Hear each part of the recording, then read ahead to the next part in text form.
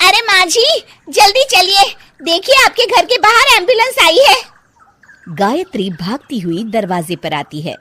तभी उसकी बहू चांदनी को एम्बुलेंस से बाहर लाया जाता है। हे भगवान, ये मेरी बहू को क्या हो गया? एक्सीडेंट हो गया माँ जी। अरे लेकिन ये कैसा एक्सीडेंट है? चोट तो कहीं नजर नहीं आ रही। अरे माँ जी, दिमाग में अंदरूनी चोट लगी है और ये अपनी याददाश्त खो बैठी है। हैं? मेरी बहू याददाश्त खो बैठी है, अब क्या होगा? आप फिक्र मत करिए, बस इनका अच्छे तरीके से ख्याल रखिए। मैंने दवाइयाँ दे दी हैं, अब मैं चलता हूँ। अगले दिन, अब तेरी तबीयत कैसी है बहू? बहू? किसकी बहू? हम भैरवगढ़ के ठाकुर विक्रम सिंह की बेटी रूपवती हैं।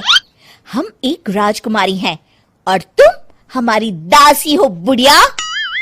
अरे बेटा विशाल, बहू कैसी बहकी बातें कर रही है। अरे कुछ मत पूछो माँ, रात को मुझसे अपने पैर दबा रही थी। सर पर चोट लगने की वजह से इसका दिमाग पूरी तरह खराब हो गया है और ये अपने आप को राजकुमारी समझ रही है। तभी वहां चांदनी आ जाती है। तुम दोनों यहाँ क्या खुसुर फुसुर कर रहे हो?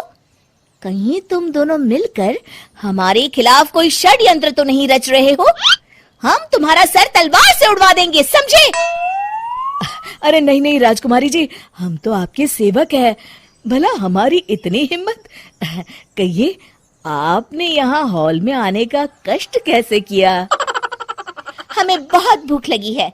ए दासी, जल्दी से हमारे लिए भोजन का प्रबंध करो। आज हम शाही कबाब खाएंगे। विशाल अपनी माँ को चांदनी की बात मानने के लिए इशारा करता है। ठीक है राजकुमारी जी, मैं अभी आपके लिए भोजन लेकर आती हूँ।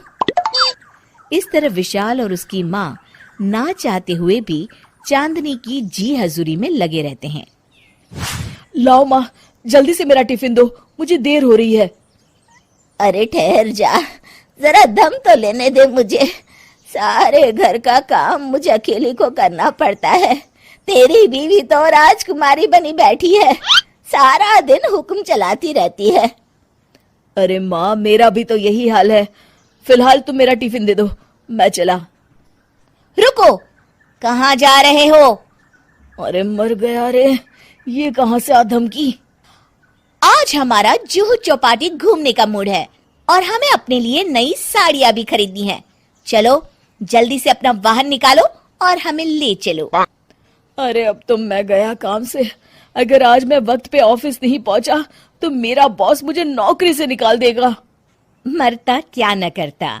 आखिरकार विशाल चांदनी को घुमाने ले जाता है और चांदनी अपने लिए ढेर सारी शॉपिंग भी करती है। ए दासी, टीवी पर कपिल शर्मा के आने का समय हो गया है, जल्दी से टीवी शुरू करो। अरे वाह, कपिल शर्मा तुझे याद है, बाकी कुछ याद नहीं। बहू तू तो बड़ी चालू लगती है, अपने फायदे की हर चीज तुझे याद रहती है। मैं तो तेरी इस अजीब बीमारी से परेशान हो गई हूँ। अगले दिन, अरे डॉक्टर साहब, आप इतने दिन से मेरी बहू का इलाज कर रहे हैं, लेकिन उसकी बीमारी तो सुधरने के बजाय और बढ़ती जा रही है। अरे माँ जी, ये दिमागी बीमारी है, बेचारी की याददाश्त चली गई है, वापस आने में थोड़ा वक्त तो लगेगा ही ना। गायत्री डॉक्टर से बात कर ही रही होती है कि तभी उसकी पुरानी सहेली शीला वहां आ जाती है। शीला को देख अचानक डॉक्टर घबरा जाते हैं।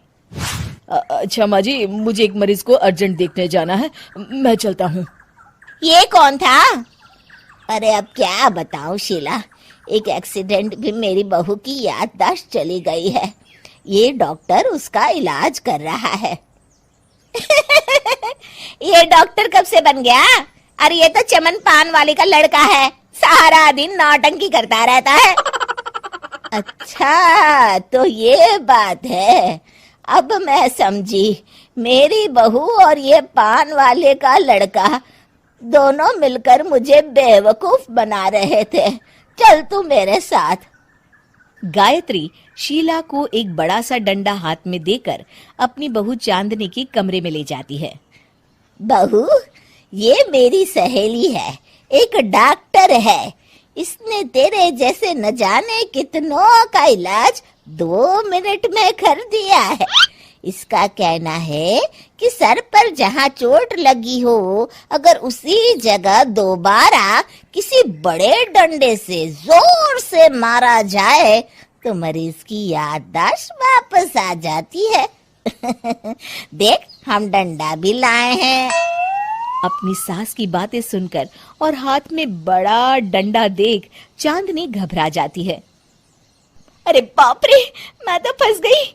इस डंडे की एक बार की वार से ही मैं तो चारों खाने चित हो जाऊंगी। अब क्या करूं, क्या करूं, क्या करूं? लेकिन गायत्री, डंडा सर पर ठीक उसी जगह लगना चाहिए जहाँ चोट लगी है। अरे तू चिंता मत कर, 2-4 बार मारूंगी तो एक बार तो सही जगह लग ही जाएगा ना। चल बहू, तैयार हो जा। अरे नहीं नहीं माँ जी, मुझे मत मारिए। दरअसल घर के काम करने से बचने के लिए मैंने ये सब नाटक किया था।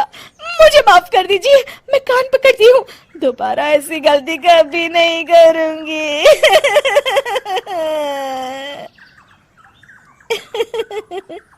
क्यों दोस्तों, कहानी कैसी लगी हमें जरूर बताइएगा।